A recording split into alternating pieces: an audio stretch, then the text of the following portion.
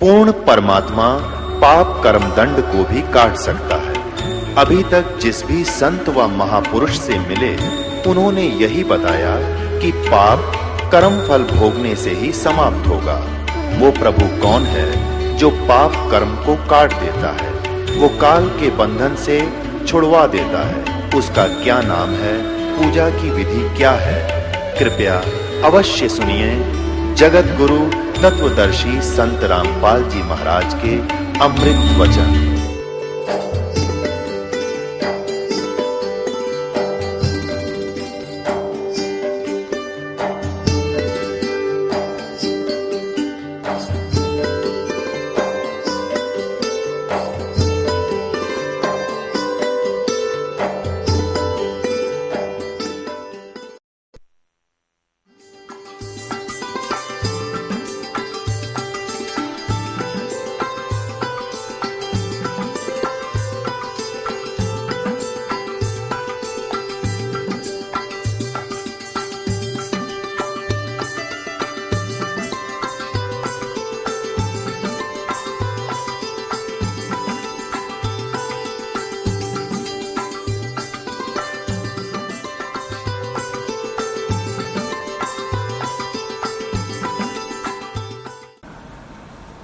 1997 में 5505 कलयुग बीत जाता है।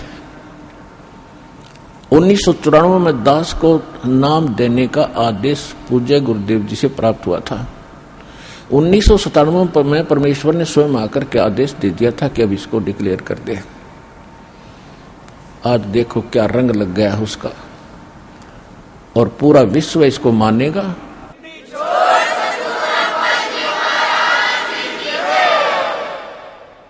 परमात्मा ने कहा था कि सोहम शब्द हम जग में लाए।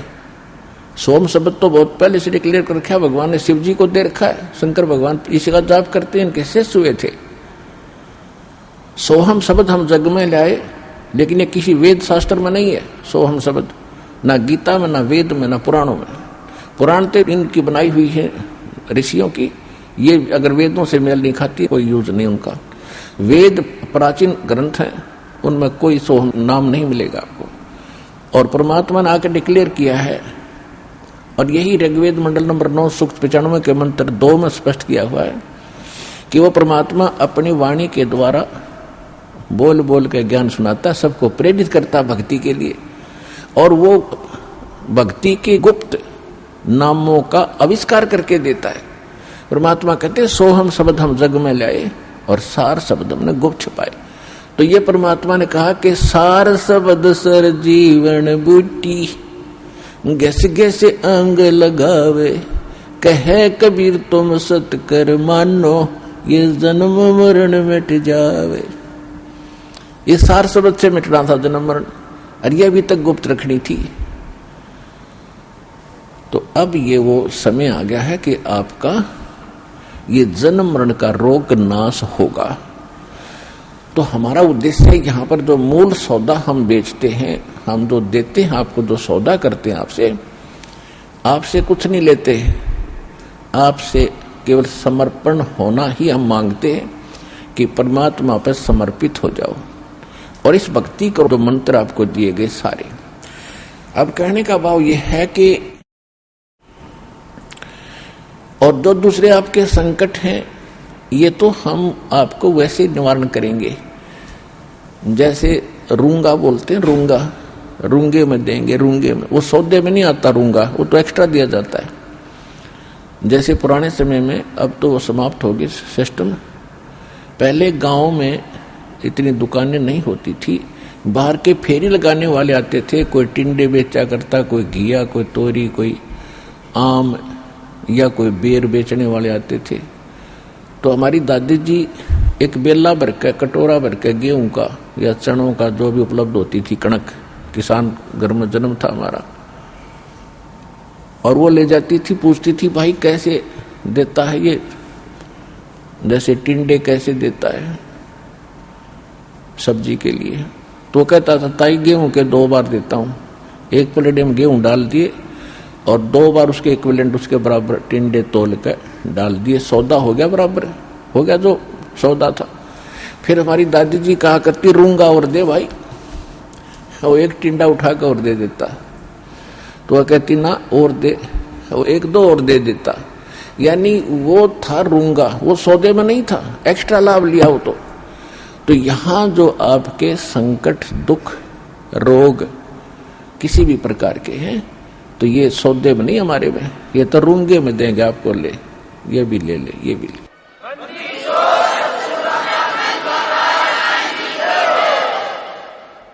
और पुण्यात्माओं दास बार बार कहता ये एक डूब बाट के गीत नहीं है, ये उस समर्थ की महिमा है, उस समर्थ का ज्ञान है, उसके दिए हुए विधि भक्ति मंत्र हैं, इनसे वही लाभ होगा जो दास बता रहा है, भगवान ने बताया है।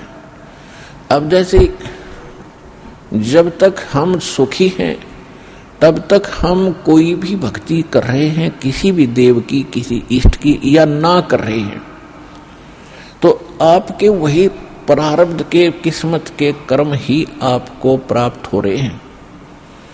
जैसे किसी ने इन्वर्टर की बैटरी चार्ज कर रखी है, वह फुल हो ली और फिर चार्जर लगाया नहीं, तो वह फिर भी काम कर रही है, चार्जर हटा रखा है, चार्जर है ही नहीं आसपास भी, और ना चार्ज लगाने की कोई बिजली उपलब्ध है, तो फिर भी वो चल रही है, खूब काम कर रही है, पंखे भी लाइट भी खूब चल रही है। तो जब तक वो बैटरी चार्ज है तब तक तो नो प्रॉब्लम, और जब वो बैटरी होगी डिस्चार्ज फिर प्रॉब्लम, नथिंग एल्स। तो पूर्व जन्म के जिसके जितने संस्कार पुण्य कर्मी, जितने उसने बैटरी चार्ज कर रखी है, कोई प्रधानमंत्री बना है, कोई राष्ट्रपति बना किसी देश का, कोई IAS IPS डॉक्टर इंजीनियर जज, या कोई सेठ बना है, कोई अच्छा किसान बना है, कोई अच्छा दुकान चल रही है, कोई वैसे किसी के बच्चे अच्छे हैं, कोई नौकरियां प्राप्त हैं, तो ये उनकी पिछले जन्म की बैटरी चार्ज है, वही चल रही है, आगे चार्जर नहीं है। और जब आगे चार्जर नहीं है तो वो बैटरी जब तक पूर्व जन्म की चलेगी, फिर कैर टूटने लगेंगे, जब दुख शुरू होंगे वो पुण्य खत्म हो जाएंगे। हमारे जीवन में पुण्य और पाप दोनों साथ है। जब तक पुण्यों का दौर चलता है तो हम सोचते हैं हम बिल्कुल सुखी हैं, और ये भी सोचते हैं हम ऐसे ही निभाएगी, ऐसे ही चलेगी, और जब वो पुण्य समाप्त हो जाते हैं, वो बैटरी डिस्चार्ज हो जाती है, और फिर पाप का दौर शुरू होता है। फिर हम भटकने लगते हैं, क्योंकि जो पूजाएं आप कर रहे थे उनसे तो राहत मिली ही नहीं, उनके करते करते ये दुख और संकट आ गए आप पर, तो तब आपको उन पूजाओं में अविश्वास हो गया जो आप पहले कर रहे थे। फिर आपको किसी ने बताया कि उस मंदिर में मत्था टेकने से लाभ होता, आप फिर वहां जाते हो। किसी ने आपको बताया कि वैष्णो देवी जाओगे, वहां पहुंचोगे तो आपको बड़ा लाभ मिलेगा, आप वहां पहुंच गए। यानी वो जो साधना पहले कर रहे थे वो छोड़ दी। फिर आपको किसी ने बताया बालाजी जाइए, आप फिर वहां जाते हो। तो कहने का भाव ये है कि जब आपके पाप कर्म का दौर शुरू हुआ और जिन साधनाओं को करके आप निश्चिंत बैठे थे हम बिल्कुल सुखी हैं, तो उन्होंने आपका साथ नहीं दिया, क्योंकि वो साथ पहले भी नहीं देने वाली थी। उस समय आपको कोई कहता कि साधना कर रहे हुए ठीक नहीं है, आपको लाभ नहीं मिलेगा, तो आपको कभी विश्वास नहीं होता, न आप मानते हो। और फिर जब संकट आते हैं फिर आप सभी मान जाते हो। तो कहने का भाव ये है दास का कि आज आप यहां जो आए हैं, आपके पूर्व जन्म के संस्कार व बैटरी कति खत्म हो ली। अब हम देंगे चार्जर उस परम पिता की पावर के लगाने का, ये भक्ति विधि, और फिर आप उस चार्जर को लगाए रखना आखिरी सांस तक, कनेक्शन ना कटने देना, तो आप इस जीवन में सुखी रहोगे और सतलोक चले जाओगे, आपकी भक्ति बहुत बढ़ जाएगी, आपके संकट भी नाश होंगे। तो आप यहां आए हो जो इस ज्ञान को समझ जाएंगे, यहां पर दो प्रकार के प्राणी पूरा लाभ उठाते हैं। एक तो ज्ञान समझ कर आते हैं, और दूसरे जो सब जगह भटक भ्रम लिए और कहीं से लाभ मिला नहीं, और फिर वो यहां टिक जाएंगे, अकोर की तक ठिकाना नहीं, सब जगह जा लिए। तो फिर उनकी व्यवस्था होगी, मजबूरी होगी यहां आने की, और यहां आते रहे तो वो लाभ मालिक देगा। और फिर हम ज्ञान सुनाते हैं यहां बैठाकर आपको। तो यहां आपसे प्रार्थना की जाती है, जब तक सत्संग चले आप सब चिंताएं और इधर उधर की गल्ला बातें छोड़ के ध्यान से सत्संग सुनो। चाहे कोई रोगी है, चाहे कोई संकट है किसी प्रकार का, आप एकाग्रचित्त होकर सत्संग सुनोगे तो राहत मिलेगी और ये ज्ञान ग्रहण होगा। इस ज्ञान से आपको 70% लाभ तो ज्ञान से मिलेगा। लाभ का मतलब है आत्मा में दृढ़ता आवेगी हर प्रकार की, और 30% फिर बाकी जो संकट है वो आपकी भक्ति और लाभ से होगा। क्योंकि दास इसलिए कह रहा है इस ज्ञान से कि कई ऐसे दुख हैं जो बेमतलब के बड़े होते हैं। अब कबीर साहब कहते हैं, कबीर मैं तो जब डरूं ये मेरे ही संग हो, भाई मौत बुढ़ापा आपदा ये सब काहू को हो। ये इस तरह के जो ज्ञान के वचन हैं, ये उस रोगी को, संकट वाले को बड़ा सहारा देंगे जो मृत्यु सैया पर है और ये सोच रहा है मेरा क्या होगा। देखो यहां कोई ना रहा और ना रहेगा। किसी की 2 दिन पाछे टिकट कट जाएगी, किसी की 10 दिन पहले कट जाएगी। यहां नहीं रहना किसी ने। लेकिन दुर्भाग्य उन प्राणियों का होगा जो सतलोक आश्रम बरवाड़ा जिला हिसार में ना आए होंगे। वो कति खाली जाएंगे, कति खाली टोटली नष्ट करके जाएंगे जीवन को। और जो यहां आ गया, नाम भी ले लिया, प्रथम नाम लेकर भी उसका जीवन अंत हो गया, वो भगवान का हो गया, वो परमात्मा के जुड़ गई आत्मा, उसमें बीज पड़ गया भक्ति का। और अब ये हजारों वर्षों तक ये ज्ञान और ये समाधान चलेगा। अब वो जो बीमार रोगी सब जगह थक लिए जब यहां लाए, और उसकी होगी मृत्यु नाम लेकर के। आप तो चाहे कुछ भी सोचो, लेकिन भगवान ने अपना बच्चा ले लिया अपनी शरण में। मृत्यु बेशक होगी, वो अगले 10 महीने में आलेगा, 10वें महीने यहाँ भगवान के दरबार में नया शरीर होगा, नए शरीर भक्ति करेगा। परमात्मा ने तो अपनी आत्मा देखनी, हम अपना स्वार्थ देखते हैं। और 10 दिन 1-2-4 महीने और भुगता तो हम ही कह देते भगवान इसने ठा ले, हे भगवान ठा ले। हम भी तंग हो जाते, पैसा भी समाप्त हो जाता।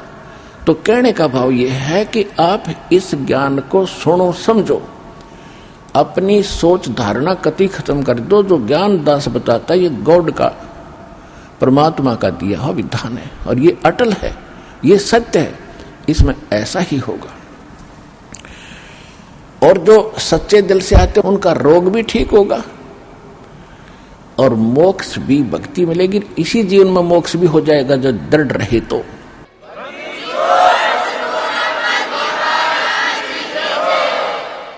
इसके अतिरिक्त और भी बहुत सी, क्योंकि ये विधान है भगवान का, और आप हो बच्चे पहली कक्षा, दूसरी, तीसरी के। अब जैसे कानून की किताब को 3री-4थी कक्षा का बालक कैसे समझ पाएगा, लेकिन बार बार दास समझाएगा तो आपके हृदय में ये अवश्य जचेगा, विश्वास होगा, क्योंकि ये गॉड गिवन स्पिरिचुअल नॉलेज है, परमात्मा का दिया हुआ अध्यात्म ज्ञान है। तो जब आप यहां आ गए और सच्चे दिल से भक्ति करने लग गए, तो जितने भी सांस इस सिमरन में आपके गए और वो आपके गुड अकाउंट में है, और बाकी का जो समय आपने चाहे राष्ट्रपति बनकर व्यतीत कर दिया वो व्यर्थ बताया है। तो यहां आने वाले जितने भी भक्त हैं, चाहे रोगी हैं, तो किसी प्रकार का उनको संकट है, तो उनके लिए वो दुख वरदान बन गया। वो भगवान से मिलेंगे, उनका जीवन सफल होगा, उनके सब दुख दूर होंगे और भगवान के विमान में बैठकर सतलोक जाएंगे। ये लिखवा लो मेरे।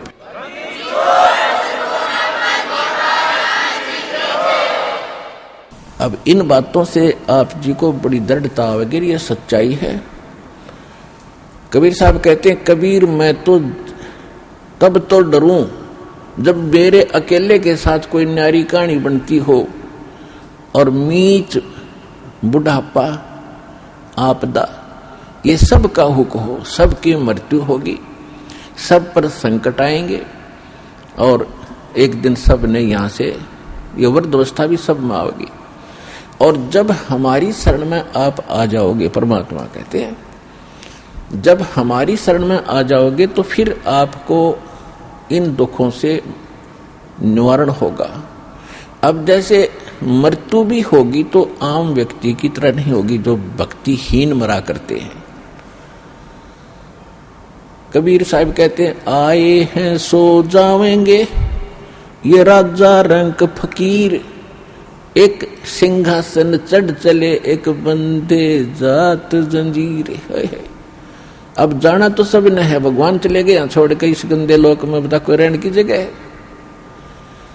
आज आप जिन कोठियों को बनाकर, मकानों को बनाकर अपना मान गए, आपकी होगी मृत्यु। आप 50 वर्ष के बाद, 30 वर्ष के बाद, दोबारा 20 वर्ष के बाद वापस आओगे तो वह पता नहीं कितने टुकड़ों में बट चुकी होगी। पोता पोती पता नहीं कितने कुछ ना अपनी अपनी कोठड़ी बांटे बैठे होंगे, आपने बढ़न भी ना दे, उसमें प्रवेश भी ना कर दे। तो क्योंकि भाई भाई ना नहीं देता है कि, और पिताजी का तो बहुत दूर नंबर, दादाजी का तो बहुत दूर नंबर है। तो कहने का भाव यह है, यहां से मन हटाओ, ये लोग ठीक नहीं, आप यहां मजबूरी और अज्ञानता से फंसे पड़े हो। अज्ञानता भी नष्ट होगी, मजबूरी भी समाप्त होगी, क्योंकि हम समर्थ की शरण में आ चुके हैं। अब आपके ऊपर काल का कोई विधान काम नहीं करेगा, दयाल का करेगा, यदि आप भगवान की मर्यादा में रहोगे। जब लग हंसा हमरी आना, काल लगे ना तेरा बाना। भगवान ने कह दिया था इस काल को कि जब तक मेरी आत्मा मेरी मर्यादा में रहेगा तो तेरा अटैक नहीं होगा उस पर। हम गलती स्वयं ही करते हैं। अब जैसे ये शेड बना रखा है, चाहे ओले आओ, चाहे वर्षा हो, तूफान आओ, आप इसके नीचे शरण में बैठे हो, आप निश्चिंत हैं। और आप अपनी गलती से बाहर निकल गए उस दौरान तो ओले भी सर फोड़ेंगे और वर्षा भी आपको भिगोएगी। आप अपनी गलती से कर गए वो गलती, तब आप दुखी हुए। तो भगवान की शरण छोड़कर हम कहीं भी और किसी भी अक्षेत्र में जाएंगे। अक्षेत्र का मतलब ये नहीं है कि आप काम धंधा ना करो, अक्षेत्र का मतलब अध्यात्म मार्ग में हम किसी और की बात मानकर उसकी सत्संग या कोई ऐसा ग्रहण करने जाएंगे तो वहां काल का अटैक होगा, क्योंकि भगवान की शरण हट गई आपसे।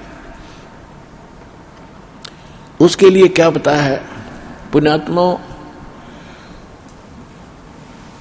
कहते हैं सतगुरु वही होता है जो सच्चा ज्ञान दे।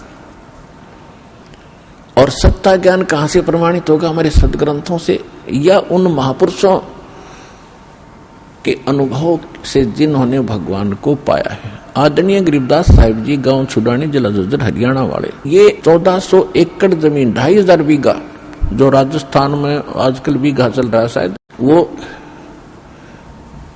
लगभग आधा एकड़ से भी ज्यादा होता था, पौना एकड़ के करीब 1 बीघा होता था। तो ऐसे 2500 बीघा के किसान थे, जाट थे गरीबदास जी, और उनको परमात्मा मिले थे सतलोक से आकर, जैसा भगवान मिला करते अच्छी आत्माओं को, दृढ़ भक्तों को, और सतलोक ले गए थे। और वहां सब व्यवस्था दिखाकर उनको वापस छोड़ा था। गरीबदास जी को मृत जानकर, 10 वर्ष के बालक थे, मृत जानकर चिता पर रख दिया था। उस समय भगवान ने ऊपर सब कुछ दिखाकर वापस छोड़ दिया था, वह जीवित हो गए थे। उसके बाद उन्होंने आंखों देखा उस परम पिता कबीर भगवान की महिमा का गुणगान कैसे किया है।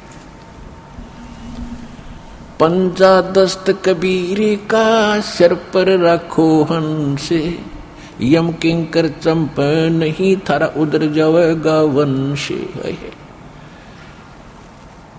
गरीबदास जी कहते हैं कि पंजा दस्त यानी हाथ का पंजा, मेर भरा पंजा कबीर भगवान का अपने सिर पे रखना है। प्यारी आत्मा है, हंस आत्मा, ये भक्त, और आपका कुल उद्धार हो जाएगा। आपका तो उद्धार होगा ही होगा, आपके आने वाली संतान का भी 101 पीढ़ी तक आपका कल्याण हो जाएगा।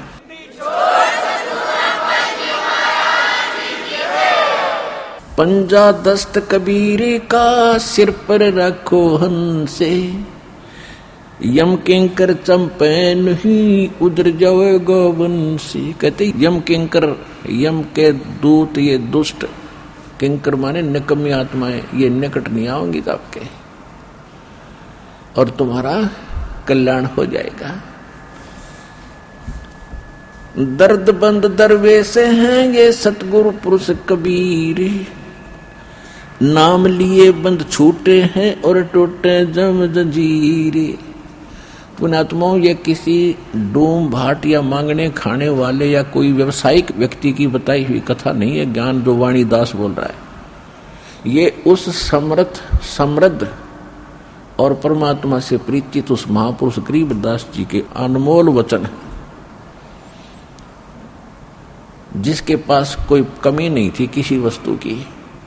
गांव के सैकड़ों लोग उनके खेतों में गुजारा किया करते थे। उस समृद्ध की वाणी है। कोई नहीं सोचा किसी ने अपना खाने पीने के ढंग के लिए ही कोई वटपट कर रखी होंगी, नहीं, परमात्मा को देख कर ज्ञान बताया है। दर्द बंद दरवेश हैं ये सतगुरु पुरुष कबीरे, कि दर्द बंद दरवेश, दरवेश माने महात्मा संत, और हमारे दर्द को समझने वाले एक यही महापुरुष है। क्योंकि जो परमात्मा यहाँ आते मनुष्य जैसे होते, वहां भी मनुष्य जैसे ही, लेकिन यहाँ अपना हल्का तेज पुंज का शरीर बनाते हैं, साधु संत के रूप में रहते हैं, तो सतगुरु की भूमिका भी करते हैं और भगवान वो होते ही है। तो यहाँ गरीबदास जी ने अपने भगवान कबीर साहब की उपमा सब तरह से की है। दर्द बंद दरवेश हैं ये सतगुरु पुरुष कबीर। सतगुरु तो यहाँ है, सच्चा ज्ञान देने वाले, और पुरुष माने परमात्मा, और कबीर वो कबीर। दर्द बंद दरवेश हैं ये सतगुरु पुरुष कबीर, और नाम लिए बंद छूटे हैं ये टूटे जम जंजीर। उस कबीर परमात्मा के द्वारा बताए गए विधि मंत्र नाम के जपने से आपके सब कर्मों के बंधन नष्ट हो जाएंगे, और काल की जंजीर जो बांध रखी है कर्मों की, ये खत्म हो जाएगी। सतगुरु पुरुष कबीर हैं ये 3 लोक तत्सारे, कोटि 49 पृथ्वी ये 14 भवन उधारे। गरीबदास साहिब जी कह रहे हैं कि सतगुरु पुरुष कबीर हैं ये 3 लोक तत्सार, कि इनके पास, इनकी शरण में आने से ही सभी का उद्धार हो जाएगा, सभी प्राणियों का। सतगुरु पुरुष कबीर हैं ये 4 युग परवाने, ये झूठे गुरुआ मर गए और हो गए भूत मसान। जैसे आप जी को राधा स्वामी पंथ के प्रवर्तक श्री शिवदयाल जी का इतिहास दिखाया, बहुत बार दिखाया है।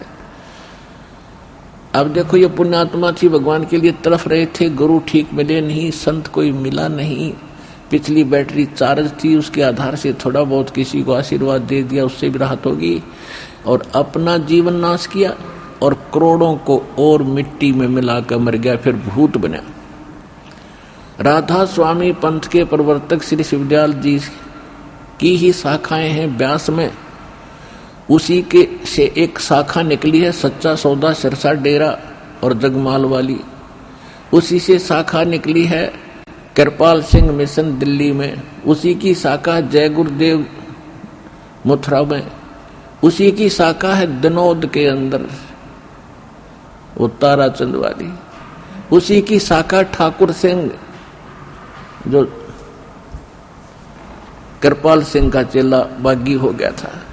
तो कहने का भाव ये है कि आप भूत बना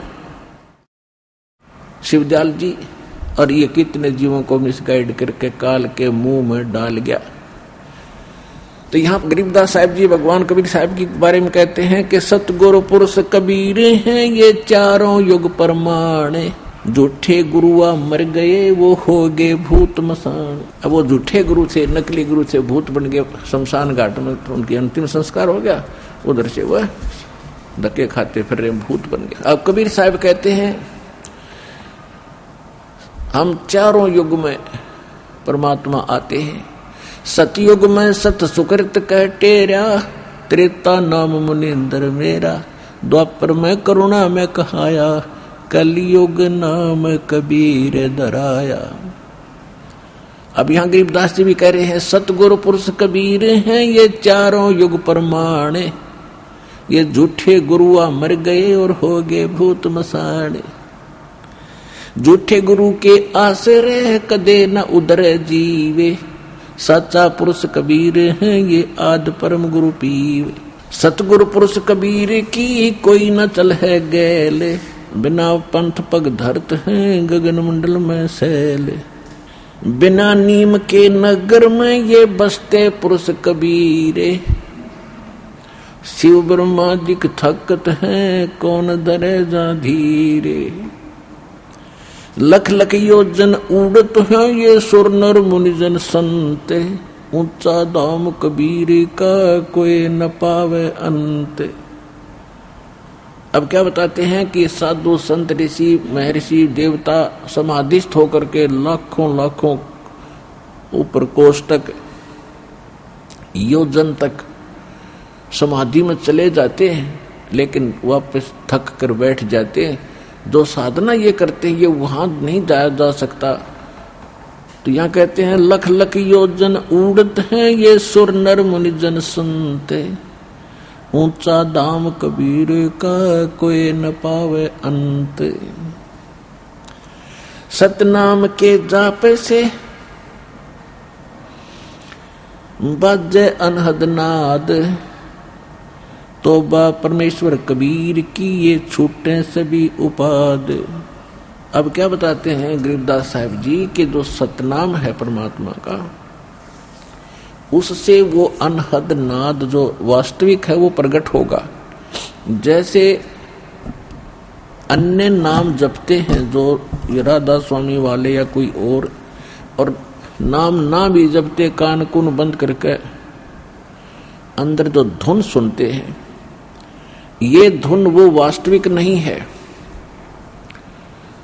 जैसे एक ढोलक होती है, ढोलक, उसको बजाने के लिए एक विशेष प्रकार का एक डंडा सा होता, छोटा सा, उसका प्रयोग होता है और वो सही सुर में सुर मिलाता है, उसकी वास्तविक तान देता है, वास्तविक धुन उससे प्रकट होती है ढोलक की।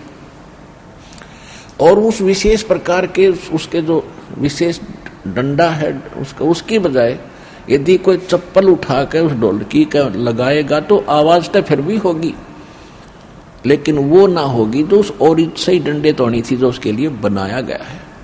इसी प्रकार जो ये भ्रमित हैं, कान बंद करके धुन सुन ले, ये तक ढोलक का चप्पल मार रहे हैं, उनके नाम गलत है। तो सतनाम के जाप से वो बाजे अनहद नाद। जब आपको सतनाम प्राप्त होगा उसके बाद आप भी कान बंद करके देखियो, आपको जो धुन सुनेंगी, जो आपने कभी पहले डले ढो रखे उनसे हटकर होंगी, वो आसानी से समझ जाएंगे जो पहले प्रयत्न कर रहे हैं। और फिर जब ये शुरू होंगी वो यहां से फिर निर्णय होगा। लेकिन इनको सुनो या ना सुनो, आप अपने बैंक में आपको मालूम है 20,000 रुपये उस दिन जमा कराए, 10,000 उस दिन कराए, 5,000 उस दिन कराए, या डेली आप दिहाड़ी कर रहे हो, आपकी हाजिरी लग रही है, आपकी कमाई होने, उनको रोज देख लो चाहे ना देख लो, वो तो डिपॉजिट हो ही रहा है, वो तो आपका है ही।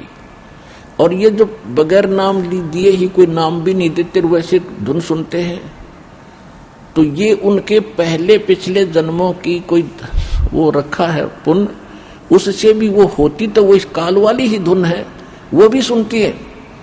जैसे किसी ने एक बैंक में डिपॉजिट करा रखा, आगे कराता नहीं, तो उसने कभी देख लिया अपने बैंक के अकाउंट में उतना ही पाओगा, बल्कि खर्च हो रहा होगा, उससे निकाल भी रहे हो आप। तो इस प्रकार ये पूंजी यानी भक्ति धन का जो अकाउंट है, ये ज्ञान है, ये ऐसे है। अब क्या बताते हैं, धर्मराय दरबार में देई कबीर तलाके, मेरे भूले चुके हंस को तू पकड़िए मत कजाके।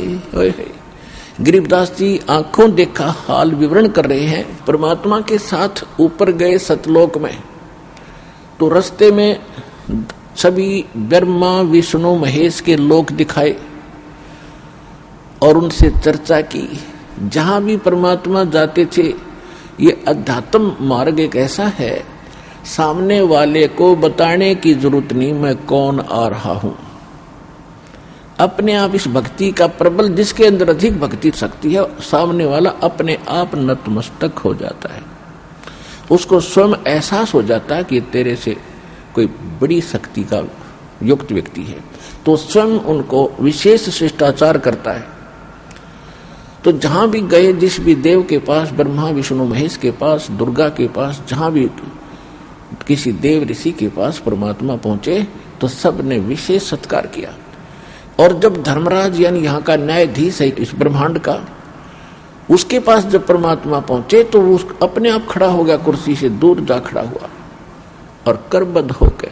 नहीं, धर्मराज यानी एक न्यायाधीश, चीफ जस्टिस, किसी के सामने वो खड़ा नहीं होता, ना ब्रह्मा ना विष्णु ना शिव के सामने, क्योंकि उन सब का न्याय वही करता है। वो अलग खड़ा हो गया, चेयर छोड़कर, अपना आसन छोड़ करके। परमात्मा कबीर साहब उसको धमका रहे हैं, जैसे छोटे अधिकारी को बड़ा अधिकारी अपने हिसाब से आदेश देता है, जैसे एक एसपी और एसएचओ को आदेश सुनाता है और वो सावधान होकर शिष्टाचार से यश करके सुनता है। इस स्थिति जब धर्मराज की देखी, गरीबदास साहिब जी ने भगवान को डांट लगा रहे हैं। क्या कहते हैं, धर्मराज दरबारे में देई कबीर तलाके, मेरे भूले चुके हंस को तू पकड़िए मत कजाक। कजाक जैसे अंग्रेजी में कहते हैं ब्लडी मैन, ये समझ लेना, इस तरह बोले। कहते बोले पुरुष कबीर से धर्मराय कर जोड़े, तुमरे हंस को पकड़ू नहीं मैंने 2 ही लाख करोड़े। अपने आत्मा कबीर साहब अपनी समर्थता उस प्यारी आत्मा गरीबदास जी के रूबरू कराना चाहते थे, ताकि यो मेरा कति गवाह बन जा, मेरे बच्चों को विश्वास दिलावे। और वो काम वापस आके गरीबदास जी ने कति कलम तोड़ कर दिया। क्यों, आंखों देख रहे भगवान की सारी सामर्थ्य देख रखा, और वो लोग देखा जहां हम रहा करते थे, वो स्थान देखा, वहां का सुख देखा, वह कैसे जाया जाएगा वो विधि मालिक ने बताई। तो वही दास आपके रूबरू कर रहा है, इसमें कोई मीन मेख नहीं, इसमें कोई त्रुटि नहीं पाओगी, विश्वास रखना। अब धर्मराज कहने लगा कि हे परमात्मा, मेरी मजबूरी है एक, कि जिन्होंने आपकी शरण में आने से पहले जो गलतियां की हैं, किसी ने शराब पी है, कोई परनारी के साथ गलतियां की हैं, या कोई और चोरी जारी फंड किए हैं, तो उनके अकाउंट में मेरे पास वो पाप डिपॉजिट है, उनका तो दंड मुझे देना पड़ेगा, मेरी मजबूरी है। क्या कहते हैं, मदहारी जारी नरा जो भांग तमाकू खाही, पर दारा पर घर तक जिनको ल्यूं अकनाही। कहते हैं मद आहारी शराब पीते हैं, मांसाहारी और जारी करते हैं जो परिस्त्री गमन करते हैं, और भांग तमाकू खाही, परदारा दूसरे की औरत को तकते हैं, परदारा पर घर तक है, दूसरे के घर की तरफ, उनके धन की तरफ बुरी नीयत रखते हैं। जिनको ल्यों अकनाही, उनको पकड़ूं के नहीं। फिर अपनी व्यवस्था बताते हैं, धर्मराय विनती कर सुनियो पुरुष कबीर। धर्मराज विनती करता कर जोड़ के सुनना है भगवान कबीर। धर्मराय विनती कर सुनियो पुरुष कबीर, जिनको तो पकड़ना पड़े और जड़नी पड़े जंजीर। हमारे विधान में इनको पकड़ना पड़ेगा और इनको जंजीर से भी बांध कर इनकी पिटाई भी करनी पड़ेगी, दंडित भी करना पड़ेगा। धर्मराज क्या कहते हैं कि कर्मों से तीरथ थे अब जो शरण कबीर, जिनको निश्चय मारूंगा मैं काढ़ों बल तकसीर। यानी जो पहले के दंड थे वो तो मुझे देने पड़ेंगे। और परमात्मा क्या कहते हैं, पहले किए सो बख्श हूं आगे करे ना कोई, कबीर कहे धर्मराय से नाम रटे मम सोई, करम बरम ब्रह्मंडे के मैं पल में करहूं नेश, जिन हमारी दुहाई दी सो करो हमारे पेश। अब क्या निर्णय दे दिया, उसको क्या समाधान बता दिया कि कर्म भरम ब्रह्मंड के मैं पल में करहूं नेश। इनके जो भी कर्म इन्होंने किए हैं गलती से मेरी शरण में आने से पहले, उन सब पर मैं कलम मार दूंगा, क्रॉस कर दूंगा और वो मेरे पास ले आना इनके कर्मों के अकाउंट को। सो करो हमारा पेश, करम बरम ब्रह्मंडे के मैं पल में करहूं नेश, और जिन हमारी दुहाई दी सो करो हमारे पेश। त्रिकुटी के ऊपर एक सबका सादला, एक ये समझ लो राजदूत भवन है। जैसे एक प्रत्येक देश का प्रत्येक देश में एक राजदूत भवन होता है, ऐसे ही परमात्मा उस राजदूत भवन में अन्य रूप बनाकर रहते हैं। और परमात्मा ने कहा कि जब यदि कोई ऐसी समस्या तेरी है तो मेरे पास ले आना उस बच्चे को और उसके अकाउंट को मेरे दरबार में वहां ले आना, हमारे पेश करना और मैं उसको काट दूंगा। तेरे ऊपर कोई भार नहीं रहेगा, उसका कोई लेखा जोखा तेरा नहीं रहेगा, ये मैं समाधान कर देता।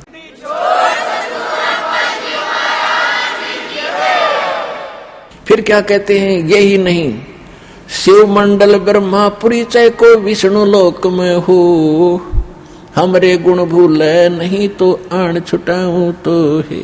अब क्या बताते हैं कि जैसे क्या होता है, किसी भक्त ने नाम ले लिया, किसी ने 6 महीने भक्ति करी, हमारे अनुकूल मर्यादा में रहा, किसी ने 1 वर्ष, किसी ने 2 वर्ष, किसी ने 4 वर्ष, किसी ने 10 वर्ष या ज्यादा भी करके लास्ट में कोई भ्रमित हो गया और ज्ञान सुन रखा उसने। क्या सुन रखा है कि 3 लोक का राज जीव को जय कोई दे, और लाख बधाई क्या करे जय नहीं नाम से ने। फिर क्या बता रखा परमात्मा ने, इंद्र दा राज कागदा बिष्टा।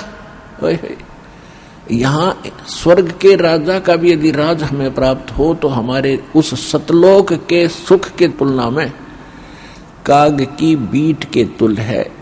देवताओं का भी राजा बन जा, स्वर्ग का भी राजा हो। हम यहाँ छोटे से MLA MP सरपंच बनकर चौड़े काग फूल जाती है, वो तो बिना ज्ञान के। जब ज्ञान हो जाएगा तो उसके लिए बताते हैं कि चाहे सारी पृथ्वी का भी राज्य आपको प्राप्त हो, आपने ग्रहण नहीं करना यदि मोक्ष चाहते हो। यदि आज आप राजा बन गए, मृत्यु होगी, भक्ति करी नहीं तो गधा बन गए, तो क्या सुख हुआ ये। ऐसे इंद्र स्वर्ग का राज भोग कर सीधा गधे की शरीर में जाता है तो चाट ले उस इंद्र के राज ने, और गधा अपने पास कित गया वो इंद्र का राज्य। स्वर्ग में गए हुए कहते हैं इंद्र कुबेर ईश की पदवी ब्रह्मा वरुण धर्मराया, और विष्णुनाथ के पुर को जाकर फिर भी जन्म मरण में आया तो खाक है ये जीवन। तो ये बातें क्या होती है कि जैसे आपने प्रथम मंत्र ले रखा है, प्रथम मंत्र ये इतना गजब का मंत्र है, इतना कीमती है, इसके थोड़ा सा सुमरण में आपको गुणापन होगा। इन देवताओं का ये विशेष मंत्र है। जैसे हम वैसे राम कृष्ण करते रहें, विष्णु विष्णु करते रहें, ये नहीं सुनेंगे। हम गणेश गणेश जय गणेश देवा करते रहे, ये नहीं सुनेंगे। जैसे जोटे को जोटा जोटा करते रहो, भैंसा भैंसा करते रहो, नहीं सुनता। उसका एक मूल मंत्र है, उसको कर दो हर, वो तो भी यूं देखेगा और ऐसे चकुन्ना होगा। दूसरी बार कर दिया तो उधर दौड़ने की चेष्टा करेगा। इसी प्रकार जो ये मंत्र परमात्मा ने हमें बताए हैं, इन देवताओं के विशेष मंत्र हैं, इनको खींच लेते, ये विवश है इनका।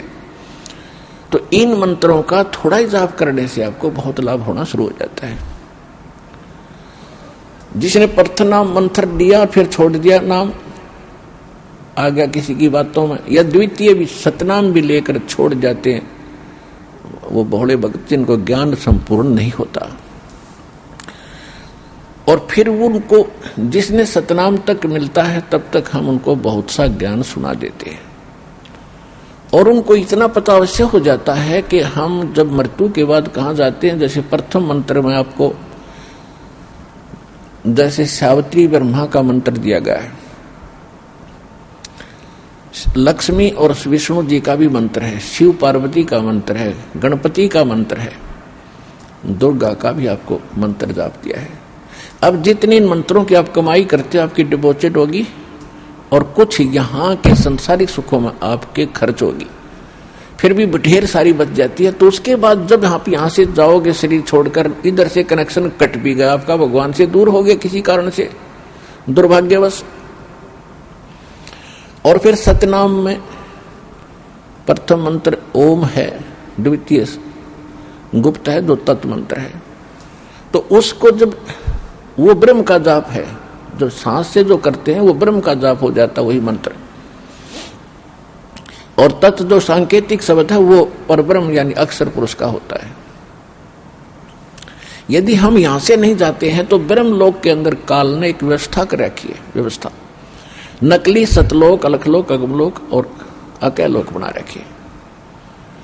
ब्रह्मलोक ओम नाम के जाप से ब्रह्मलोक में जाता है ये प्राणी। ब्रह्मलोक एक बहुत बड़ा होटल है, और फिर उसके बाद जो दूसरे मंत्र का जाप है उस दूसरे लोक को में और ज्यादा सुविधा दे रखी है इसने, वही उसके कई पोर्शन बना रखे हैं ब्रह्मलोक में। तो उनकी चार्जिंग ज्यादा है, उनका खर्च ज्यादा है। तो ऐसे जिस भी लोक में आप जाओगे, जैसे विष्णु जी के लोक में गए, जो प्रथम मंत्र में आपको उनका जाप दिया है, तो वहां एक होटल है, एक रेस्टोरेंट है, एक स्वर्ग है। उस स्वर्ग में आपके पुण्य डिपॉजिट होंगे या भक्ति डिपॉजिट हो जाएगी, और उनका मनमाना चार्ज है, और एक्स्ट्रा उनसे जो कमीशन लेते हैं वो अलग से 10-20% की, 15%, किसी का 25% आपकी पूंजी से। और जब आपके वो पुण्य और कमाई भक्ति समाप्त हो जाएगी, आपको वहां से धक्का दे दिया जाएगा, निकल यहां से। ऐसे इन सभी देवताओं की आप अपने स्थानों पर इनकी पूरी कमाई समाप्त करके फिर आपको नरक में फेंक दिया जाएगा। तो ये विधान बताया जाता है। इंद्र कुबेर ईश की पदवी ब्रह्मावण धर्मराया, ऐसी ऐसी पदवी पाली आपने ब्रह्मलोक के अंदर, देवता बन गए, बड़े बड़े पोस्ट पदवी पाली, पूंजी समाप्त होते वहां को धक्का दे दिया जाता आपको। जैसे यहां से जबरदस्ती मृत्यु कर दी जाती है, आपकी नहीं चलती, यही व्यवस्था ऊपर तक है। तो वहां जाने के बाद जब आपको ज्ञान हो जा, वहां गए किसी लोक में, शिव के लोक में, विष्णु के लोक में, ब्रह्मा के लोक में या ब्रह्म के लोक में, और वहां आपको याद आ गया कि हम तो गलत आ गए भगवान, कति गलत आ गए, हे भगवान ये बहुत गलती हुई है, परमात्मा है, बंदी छोड़, हृदय से रोगे उस वहां के सुख से मुंह मोड़ के, तब मैं आपको वहां से भी छुड़ा लाऊंगा। कितने दयालु है।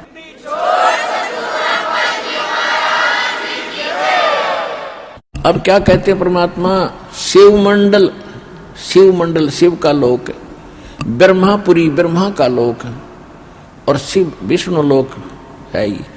शिवमंडल ब्रह्मापुरी चाहे विष्णु लोक में हो, हमरे गुण भूले नहीं तो आन छुटाऊं तो वहां से भी छुटा लूंगा। तो किसी लोक में जाकर तो मुझे याद करेगा, भगवान गलती बन गई, हे परमात्मा अब घनी गलती बन गई, तो वहां से भी छुटवा लाऊंगा तेरे को।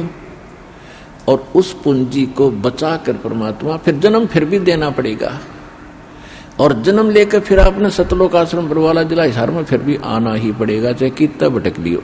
इसलिए ये गलती अब ना करियो, इसलिए आपको बार बार ये ज्ञान दिया जाता है।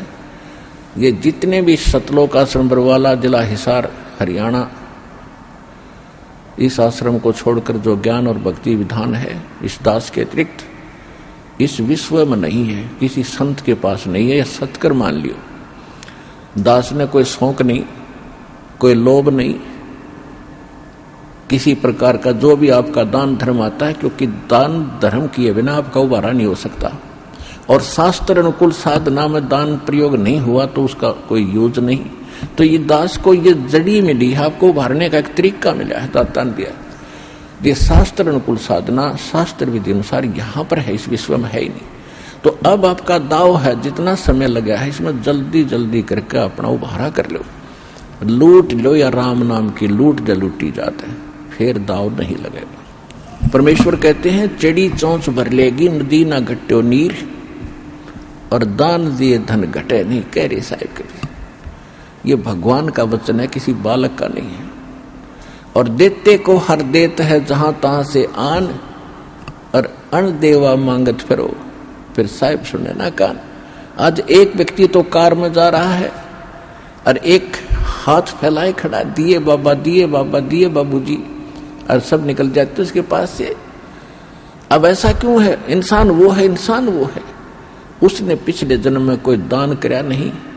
और एक विधान है भगवान का कि एक मानव शरीर 84 लाख प्रकार की योनियों को भोगने के उपरांत एक मनुष्य जीवन अवश्य मिलता है, और उसमें पिछले संस्कार भी साथ होते हैं।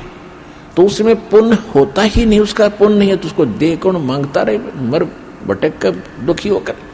तो यहाँ कहते हैं देते को हर दे, परमात्मा जिसने दान किया उसी को देता है। और जहां तहां से आन, चाहे कोई भी कारण बनावे, और अण देवा जिसने कभी दान किया नहीं, मांगत फिरो, फिर साहिब सुने नहीं कान। तो यहां जो दान आप करते हो, एक का 1000 आपको बेनिफिट होगा, 1000 गुना समझ लो, ये सत्कर मान लेना।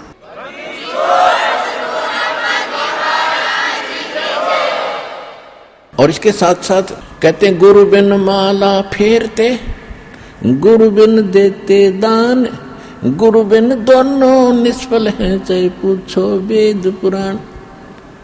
और कुपात्र को दान दिया हुआ व्यर्थ है, सुपात्र यानी सच्चे संत को ही दान दे, उसका फल है। नियम हर एक चीज के। अब कई भक्त कहते हैं कि हमें कह रहा था कि आपके गुरुजी तो अन्य किसी की हेल्प करने को मना करते, नहीं। हेल्प करने का स्थान होता है, जैसे फल डागी की तरह, या सूखा पड़ गया, कोई एक्सीडेंट दुर्घटना होगी, वहां मदद करो। जैसे किसी भिखारी को दान नहीं देना। अब कोई अपना धंधा करके खाओगा, कुछ भगवान के गुण गाओगा, उसको मालिक के चरणों में लाओ, उसका नाम दिलाओ, उसको भक्ति कराओ, उसका उद्धार हो जाएगा। तो भिखारी को दान देना या किसी अन्य संत को दान देना नहीं चाहिए। उनको क्या दे सकते हो? खाना खिला सकते हो, कोई वस्त्र सिलाकर पहना सकते हो, अगर आप उसकी मदद करना चाहते हो। उसको कैश ना देना, क्योंकि वो साधु संत नहीं है, वो भिखारी बकवादी व्यक्ति है। अगर सारे भिखारी हो जाए फिर कमावे कौन गा? एक व्यक्ति ने एक भिखारी को 100 रुपये दे दिए। अब ये क्या करते हैं? सारी बकवाद करते हैं, शराब ये पीवे, मांस ये खावे, क्यों फ्री का मिल रहा है, और फिर सबके गधे बनेंगे, किसी कुत्ते बनेंगे, वो संस्कार और बढ़ेगा, वो वापस देना पड़ेगा। कोई वैसे थोड़ा किसी से ले लिया वो देना नहीं। कहते तुमने उस दरगाह का मैल नहीं देखा, और धर्मराज के तिल तिल का लेखा। 100 रुपये दे दिए, पहले वो पौवा पीता था शराब का, उस दिन एकदम अच्छा दाव लग गया, उसने आधा पिया। अब शराब पी कर रोज पत्नी ने कुटे, बच्चों ने कुटे, पिटाई करता था, वो दुखी थे। उस दिन आधा पी लिया, ज्यादा दिमाग खराब हो गया उसका, परिवार की पिटाई करती, उसकी पत्नी उसको सारे बच्चों को लेकर कुएं में गिर कर मर गई। आपके 100 रुपये के दान ने एक परिवार उजाड़ दिया, आपको भी पाप लग गया, क्योंकि आप उसके भागी बने। तो क्या फायदा दिया उस दान में? गुरु बिन माला फेरते, गुरु बिन देते दान, गुरु बिन दोनों निष्फल हैं, चाहे पूछो वेद पुराण। अब जैसे द्रौपदी ने एक अंधे महात्मा को एक कपड़ा दिया था 9 इंच बाई 3 फुट 4 फुट, एक छोटी सी टुकड़ा, अपनी साड़ी से पाड़ कर। वैसे उसको दान करने में सारी साड़ी उसकी खराब हो गई थी, लेकिन महात्मा को केवल इतना साइज मिला था। और वो स्वयं परमात्मा थे, क्योंकि ये अपनी आत्मा के साथ फिरते हैं और पहले आने वाले किसी संकट से बचाने के लिए पहले लीला करते हैं। भले उन्होंने नाम नहीं ले रखा था, फिर भी दान जो सुपात्र को दे दिया जाता है, कोई अच्छे साधु संत को, उसका भी फल मिलता है, लेकिन मोक्ष नहीं हो सकता उससे। तो छोटे मोटे संकट निवारण भी परम संत से ही होते हैं। वो परमात्मा स्वयं ही लीला करता है उस संत की। इसलिए साधु संतों की आज तक महिमा बनी रही। वो स्वयं कर जाता था 2-4 जगह, और फिर सब किन्ना टूक मिले जाते जो लाल कपड़े पहन के फिरते थे कि साधु एक जैसे ही होंगे, क्योंकि वो भी साधु भी तो उसी की आत्मा है भगवान की, जो उनके लिए तड़फ रहे, लेकिन रास्ता मिल नहीं रहा, बताते हैं तो वो मान नहीं रहे, तो बच्चे हैं उसके। तो सभी के लिए परमात्मा समदृष्टि है, सभी का लाभ, सबके दुखों से बचाने की चेष्टा करता है। तो ऐसे द्रौपदी ने एक कपड़ा दिया था और परमात्मा ने आशीर्वाद दे दिया था, बेटी आज तने मेरा पर्दा बचाया है, मेरी इज्जत रखी है। क्योंकि वो साधु था, जल में खड़ा था, नहा रहा था, अंधा था, और कपड़ा कोई था नहीं तन पर, ओनली एक लंगोट रखता था पर्दे पर, एक लंगोट, कोई कपड़ा नहीं था। गर्मी के मौसम थे, गंगा में नाव था। स्नान करते समय उसकी वो लंगोटी भी हाथ से टूट गई, वो छूट गई। वो नी वस्त्र नंगा खड़ा था दरिया में, और उससे थोड़ी सी दूरी पर जिधर से जल आ रहा था, ऊपर की साइड में एक जनाना घाट बना हुआ था बहनों के नहाने का, और राजा द्रौपद ने वो जनाना घाट दरिया पर गंगा पर बनवा रखा था। अपनी नगरी से थोड़ी सी दूरी पर वह बह रही थी गंगा। वहां पर द्रौपदी, उस राजा द्रौपद की लड़की, रोज स्नान करने जाती थी अपनी सैकड़ों सहेलियों के साथ। जब, और वो पुण्यात्मा थी, जब उसने देखा साधु संत महात्मा स्नान कर रहा है, तो उसने सोचा कि महात्मा से बात करेंगे सुबह सुबह, बड़े सौभाग्य हमारा, संत के दर्शन हुए। कहते हैं साधु दर्शन राम का मुख पर बसे सुहाग, और दर्श उन्हीं को होत है जिनके पूर्ण भाग। साधु दर्शन राम का साहिब आवे याद, और लेखे में वही समय बाकी का समय बर्बाद। फिर उसने सोचा कि संत नहा रहे हैं, मैं भी नहा लेती हूँ, फिर स्वच्छ होकर बात करेंगे। वो स्नान करके आधा घंटा में बाहर आई घाट से, क्या देखा कि महात्मा तो फिर भी जल में ही खड़े हैं। वो बाहर इसलिए नहीं आए कि मैं अंधा हूं और नी वस्त्र हो गया नंगा, और लड़कियां की आवाज सुनने लगी, तो पहले इतने पानी में था और गहरे में चला गया इतने में, कि कहीं बहन बेटियों के सामने मैं नी वस्त्र नजर ना आऊं, शर्म का मारा। अब वो कुछ नहा नहीं रहा था, वो ऐसे हाथ मार रहा था, वो सोच रहा था कोई कपड़ा बहता हुआ आ जाए, मैं लपेट कर बाहर निकलूं। द्रौपदी ने देखा आधा घंटा हो गया, संत नहा नहीं रहा, कुछ खोज रहा है। फिर उसने देखा अपने ध्यान से कि महात्मा तो नी वस्त्र है, ये वस्त्र बिना आवेगा नहीं, बाहर कोई वस्त्र पटड़ी पे है नहीं, ये सारा दिन खड़ा रहेगा, रात को निकलेगा, गल जाएगा भूखा प्यासा। तो लड़की ने आओ देखा ना ताओ अपनी साड़ी पाड़ी। राजा की लड़की की कितनी कॉस्टली साड़ी होती है, कीमती साड़ी, कपड़ा होगा, विचार कर लेना। और उसने उस इतनी कीमती साड़ी और संत के लिए पाड़ कर डाल दी।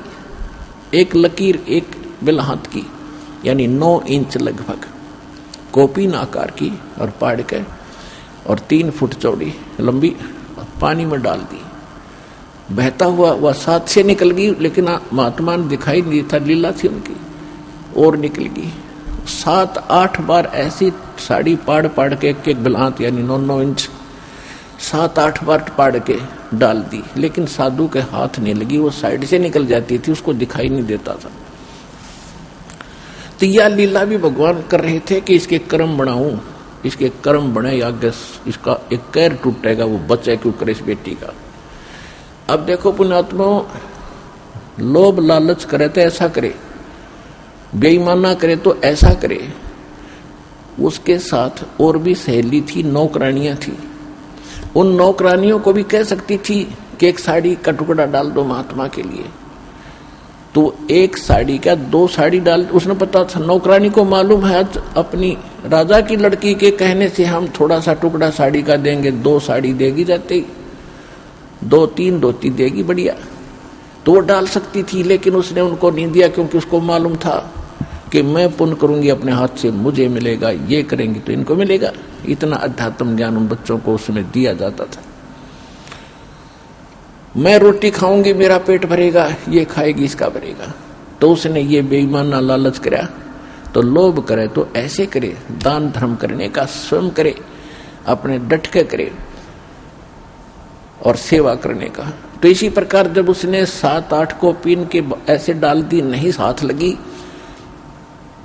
फिर उन्हें सोचा निकट न्यों नहीं जावे थी कि कहीं महात्मा को आभास ना हो जाए कि लड़की है ये जो कपड़ा डाल रही निकट आएगी, तो कहीं ये आगे को ना सरक जा दरिया की तरफ और बह जावे, मर जावे, यो तेज धार में बह के। बोल इसलिए नहीं रही थी। इसलिए उसने एक लंबी लकड़ी उठाई जंगल से, उसके फिर एक और टुकड़ा पाड़ा, फाड़ के उसके लपेटा और धीरे धीरे साधु संत के हाथ के निकट कर दिया, जहां वो ऐसे हाथ मार रहा था।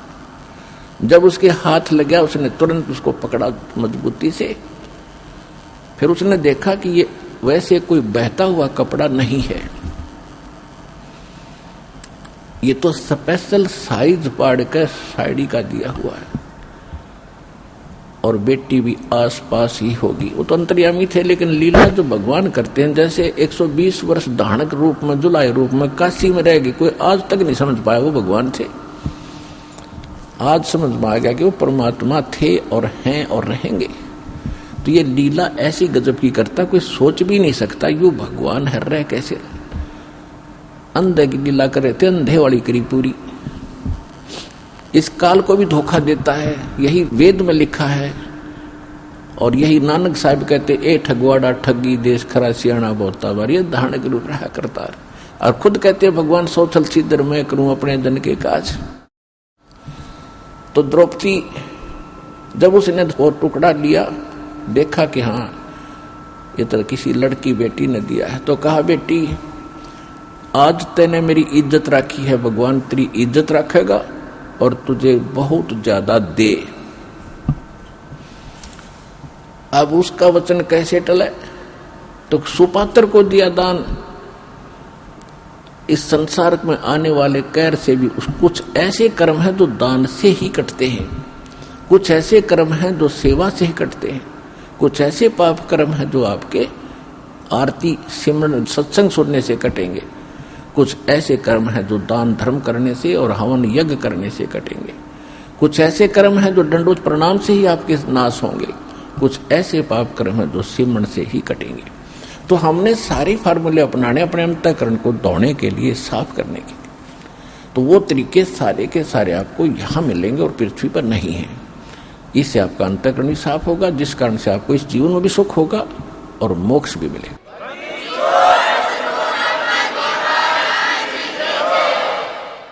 अब द्रौपदी का विवाह हो गया अर्जुन से, और पांडव हार गए जुए में, और द्रौपदी को नंगा करने का प्रकरण आपने खूब सुना। दुशासन को आदेश दे दिया दुर्योधन ने कि इसको नंगा कर दे बड़ी सभा में, और इसका चीर उतार दे, हम अंधे हैं। द्रौपदी ने एक कुवचन कहा था, जिसमें राजा युधिष्ठिर ने एक शीश महल बनाया था शीशे का, और दुर्योधन को न्योता दिया था भोजन के लिए। ये गया तो इसकी टक्कर लगी शीशे में, दिखा कौन, यू गिर गया। द्रौपदी आई थी पानी लेकर के सिर पे मटका भर के, और हंसती हुई कहने लगी कि अंधों की संतान अंधी ही होती है।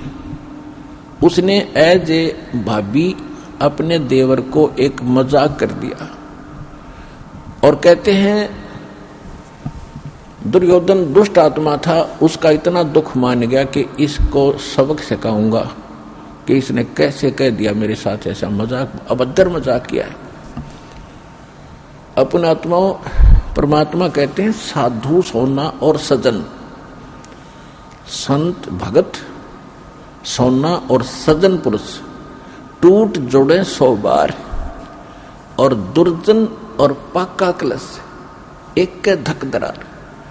जैसे मटका होता है पका हुआ, उसको थोड़ा सा झटका लग गया, उसमें दरार आ जाएगी, क्रैक हो गया, वो दोबारा नहीं मिल सकता। 100 प्रयत्न कर लो, अलग ही पहचान रहेगी। इसी प्रकार दुष्ट व्यक्ति एक बार थोड़ा सा भी कोई बात होगी, वो कभी वैसा नहीं हो सकता। वो अपना कुबद मन में जरूर रखेगा, बकवाद करे बिना रह नहीं, उसमें इतना दोष होता है।